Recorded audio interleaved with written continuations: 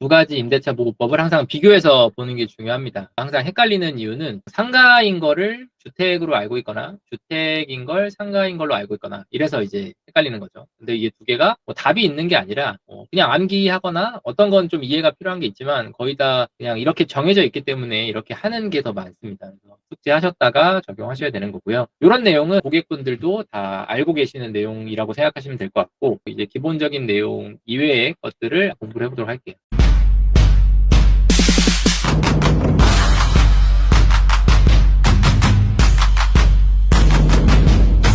계약 기간 중 월세 인상 가능한가요? 라고 그냥 물어보면 가능하지 않다라고 대답하죠. 근데 그렇게 속단할 수는 없어요. 왜냐하면 특약에 보시면 혹은 계약 사항에 보시면 계약 기간 중에도 어떤 사유에 따라서 임대료를 인상할 수 있다라는 내용이 들어있는 경우가 많습니다. 임대인이 작성한 계약서는 그런 내용들이 거의 들어있어요. 그럼 계약 기간은 뭐 3년이든 4년이든 해놨는데 그 중간중간에 임대료를 인상할 수 있는 내용이 그 계약서상에 들어가 있으면 할 수 있는 거죠. 그리고 거기서도 인상을 할 수 있다와 인상을 한다의 차이는 엄청나게 큽니다. 대부분 임대인이 작성해온 계약서 보면 인상을 한다라고 되어 있죠. 그리고 이제 중개사들이 쓴다거나 임차인이 요청해서 쓰는 경우에는 할 수 있다라고 해놓는데 계약서상에 할 수 있다로 되어 있는 건 거의 할 수 없다라고 보시면 되고요. 왜냐면 이게 협의를 해야 되는데 협의가 임대인, 임차인 입장이 다르잖아요. 그래서 안 되는 경우가 많고 반대로 한다라고 되어 있으면 거의 한다라고 보셔야 돼요. 이제 계약서의 그 마지막 문구를 잘 보셔야 된다. 임대료에 대한 인상 제한은 뭐 상가가 됐든 주택이 됐든 그 동일인에게만 적용이 되는 거예요. 사람이 바뀌는 경우에는 제한이 풀린다. 근데 사람이 바뀌어도 이게 적용이 된다라고 들은 게 있을 거예요. 주택임대 사업자가 두 종류가 있잖아요. 세무서에 신고하는 주택임대 사업자가 있는 거고 그리고 구청에 가서 등록하는 거 있잖아요. 장기임대 8년 이렇게 해서 임대하면은 혜택을 주는 이제 그게 또 따로 있잖아요. 세금 혜택을 주는 대신 제약들이 붙게 되는 거죠. 그 제약 중에 하나가 표준임대차 계약서 써야 한다. 보증보험 가입해야 된다. 이런 것도 있지만 임차인 소유자가 바뀌어도 그 임대료에 대한 인상 제한은 똑같이 적용이 된다. 내가 나가는데 새로운 사람이 들어오는 경우가 있고 그리고 이 임차인이 특히나 상가에서 계약 기간이 아직 2년이 남아있어. 임대인한테 제가 중도에 퇴실하는데 내가 새로운 사람 데려왔을 때 100만 원만 받아야 되는 거 아니냐라고 얘기해봤자 당사자가 바뀌면 바뀌는 거죠. 계약 기간이라던가 임대료 인상이라던가 다 리셋되는 겁니다. 이것도 헷갈리시면 안 된다. 계약 기간 중 소유자가 바뀌는 경우 해지할 수 있냐? 임대인이 바뀐 경우는 임차인은 계약 해지할 수 있어요. 반대로 임대인이 바뀔 때 임대인이 그러면 임차인에 대해서 계약 해지할 수 있냐? 그러면 못합니다. 임대인이 임차인한테 나 새로운 건물 주니까 너랑 계약 해지할 거야 라고 하는 건 안 됩니다. 임대인이 이 계약 기간이 있으니까 너가 이대로 있어야 돼 라고 주장해봤자 임차인은 임대인이 바뀌었을 때 계약 해지할 수 있다. 그리고 임차인 입장에서는 임대인이 바뀌는 거에 대해서 되게 불안해 하시죠. 보증금을 돌려받아야 되는데 임대인이 바뀌었을 때 못 돌려줄 수도 있는 거잖아요. 전세 계약 같은 거 할 때 특약으로 써놓죠. 뭐 전세 사기나 이런 전세금 못 돌려줘서 발생하는 문제들이 워낙에 많고 특약으로 쓴다고 보면은 임대인이 소유권을 이전하기 전에 임차인에게 해당 사항을 고지를 한다. 그래서 이 내용이 들어가 있는 게 좋죠. 임차인이 확인을 한 다음에 이제 계약을 계속해 갈지 아니면 종료하고 이전 소유자한테 보증금을 받고 내가 나갈지 뭐 이런 부분을 정할 수가 있는 거죠.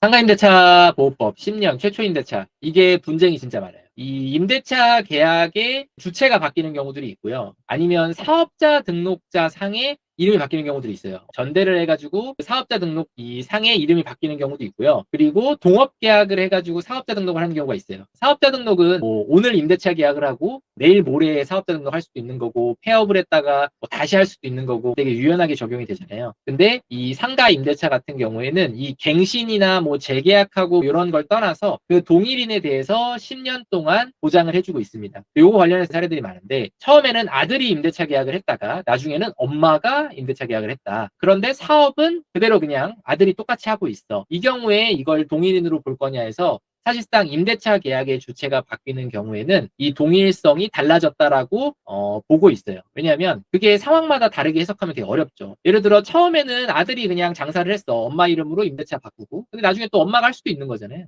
이거 이전 사람 이어받아가지고 이 사람이 한 거니까 계약의 주체가 누군지로 봐야 되고 이 계약의 주체가 바뀌면 이것은 리셋이 된다. 요게 되게 중요합니다. 계약 기간이 상당히 남아있는데 권리금 계약을 합니다. 시설을 혹은 권리를 양도양수하는데 그 권리 안에 과연 이 계약 기간에 대한 부분까지도 들어가느냐라고 보면 판례에서는 들어가지 않는다라고 보고 있어요. 왜냐하면 그게 만약에 들어가게 되면 임차인에게 너무 불리합니다. 예를 들어 계약을 이 사람이 9년 동안 해온 상가를 내가 인수를 했어. 그러면 권리금을 주고 인수를 했는데 1년밖에 안 남은 거야. 이 10년으로 봤을 때는. 근데 그러면 갑자기 임대인이 권리 양수양도 받은 거니까 요 임대차 계약 기간도 10년 보장되는 것까지 인수 받은 거야. 넌 1년밖에 안 남았어. 이러면 얼마나 불리하겠어요. 그래서 이게 권리금 계약을 한 경우에도 이 계약갱신에 대한 요 10년은 리셋이 되고 새로 또 보장이 된다. 그래서 이 부분도 되게 중요한 건데 현장에서 많이 헷갈려하는 부분이에요. 그리고 임대인도 잘 모르는 경우 많아요.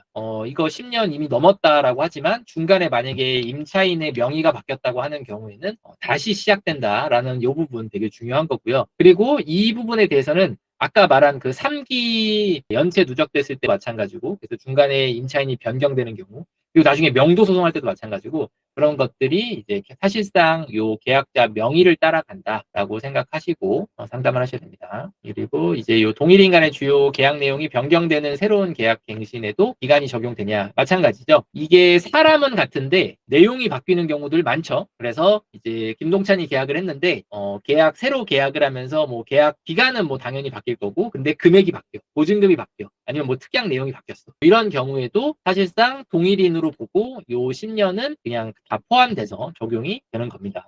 요거 아까 제가 말씀드린 거죠. 실제 사업자는 동일하나 임차인 명의를 변경했다. 그러면 임차인 명의를 기준으로 새로 시작된다라고 보시면 되는 거고요.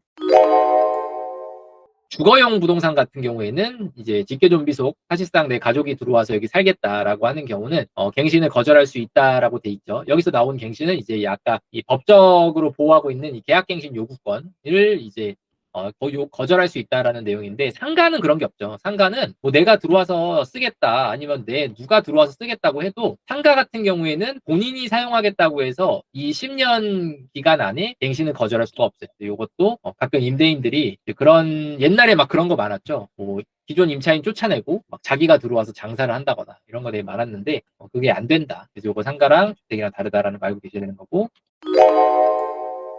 부동산 매매가 되면은 명도하고 나간다라는 특약이 되게 많이들 넣으세요. 이게 임차인 입장에서는 너무 불리하기 때문에 효력이 없다. 근데 이건 일반적인 거고요. 일반적이지 않은 경우는 뭐냐?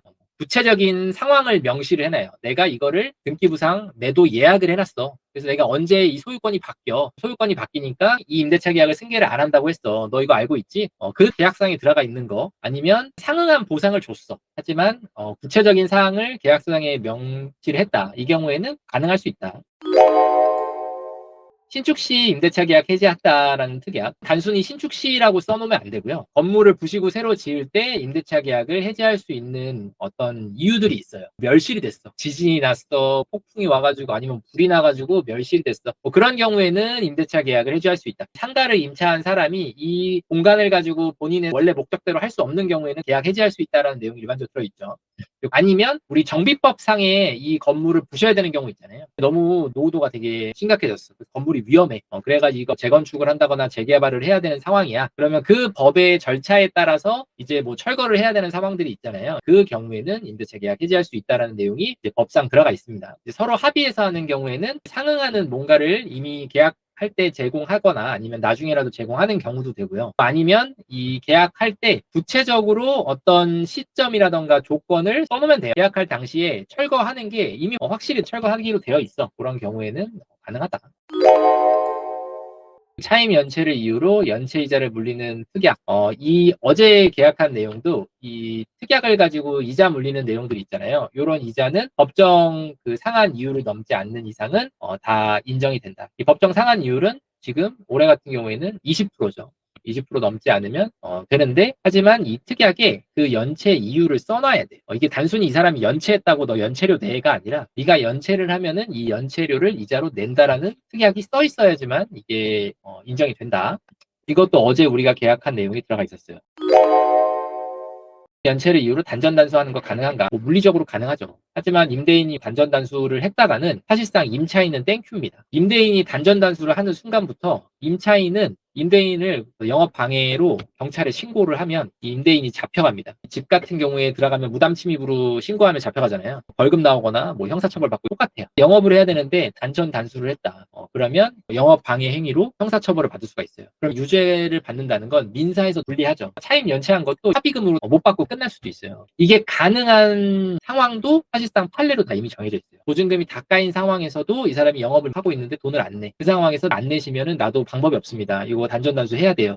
그런 어떤 합리적인 상황. 상가 같은 경우에는 뭐 예를 들어 전체 이 상가 관리비가 뭐 한 1,000만 원이 나와. 1,000만 원이 나오는데 다른 임차인들은 잘 내고 있어. 근데 제일 주로 사우나나 헬스장 이런 경우가 많은데 관리비를 안 내서 관리 업체가 더 이상 유지를 못 해. 임차인들이 다 피해를 보게 생겼어. 왜냐면 이거는 다른 사람의 영업을 방해하는 행위잖아요. 임차인에게 불리해 보이는 특약이 유효한 경우도 있나요? 계약을 할 당시에 보니까 이게 임차인한테 완전 불리해. 완전 불리한 계약 같아. 근데 결과적으로 보니까 임차인에게 유리해. 유리하면 이 특약은 임차인이 유효하다고 주장할 수가 있어요. 그런 게 언제냐면 임대차 계약을 해지하는 내용들이 장사가 잘 될 때는 임차인 입장에서는 이기만 연체해도 계약을 해지한다. 이게 그냥 보면은 임차인에게 되게 불리해 보여. 근데 임차인이 이걸 자기한테 유리하게 써먹고 싶어서 임대료를 2달 안 냈어. 임차인이 3기가 아니라 2기만 그냥 연체를 해버렸어. 근데 계약서상에 아까 할 수 있다도 아니잖아요. 그냥 계약 해지한다잖아요. 그러면 그냥 임차인이 2기 달하는 임대료 안 내버리고 계약 해지 주장하는 거예요. 그럴 땐 그 조항이 유효하다. 임차인에게 불리하니까 하면 안 된다라고 볼 수 있지만 임차인에게 유리할 땐 살아날 수도 있는 거예요. 법은 항상 어려운데 그 취지를 잘 알고 계시면 1차적으로 상담하는데 뭐 그렇게 어렵지는 않으실 거예요.